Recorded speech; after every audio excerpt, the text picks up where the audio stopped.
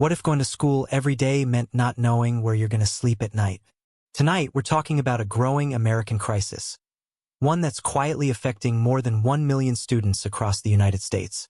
And no, this isn't about failing schools or low test scores. This is about homelessness, and it's hitting America's kids harder than ever. Right now, over 1 million students in the U.S. are considered homeless. That means they're living in shelters, cars, motels, or staying temporarily with relatives or friends. Some families move from place to place every few weeks. Others have nowhere stable at all. And here's the thing, these kids are still expected to show up to school every morning, sit in class, and keep going like everything's normal. But behind the scenes, life is anything but normal. Education officials say this is one of the highest numbers of homeless students ever recorded, and the trend is still going up. So what's driving this crisis? Comes down to one major issue: housing costs. Rent prices across the country have skyrocketed.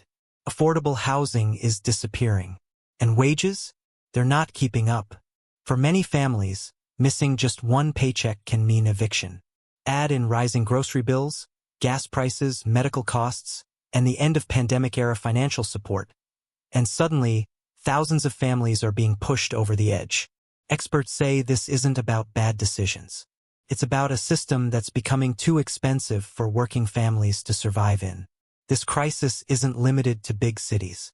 Yes, places like New York City and Los Angeles are seeing record-breaking numbers of homeless students. But suburban and rural school districts are reporting sharp increases too. States across the country, from California to Florida, from Indiana to Iowa, are all seeing the same warning signs. School officials say many families don't even report homelessness right away, meaning the real numbers could be even higher. And the impact on kids is devastating. Homeless students are far more likely to miss school, fall behind academically, and switch schools multiple times a year. Graduation rates drop. Stress levels rise. Teachers say some students come to class exhausted because they spent the night in a car. Others struggle to focus because they're worried about their parents, their siblings, or where they'll sleep next. One educator summed it up like this: "You can't expect a child to focus on algebra when they're worried about survival." This instability doesn't just affect grades, it affects mental health, confidence, and long-term success. Some schools are trying to step in. Districts are offering free meals, transportation, clothing, and counseling. Some schools even help families connect with shelters or housing programs. Nonprofits and volunteers are filling in the gaps where they can. But advocates warn these efforts, while important, are temporary fixes.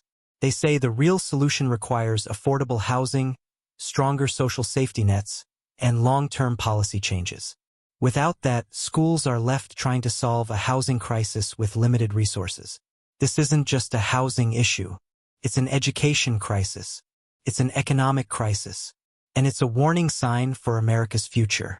When over 1 million children are struggling just to stay housed, the consequences ripple far beyond the classroom.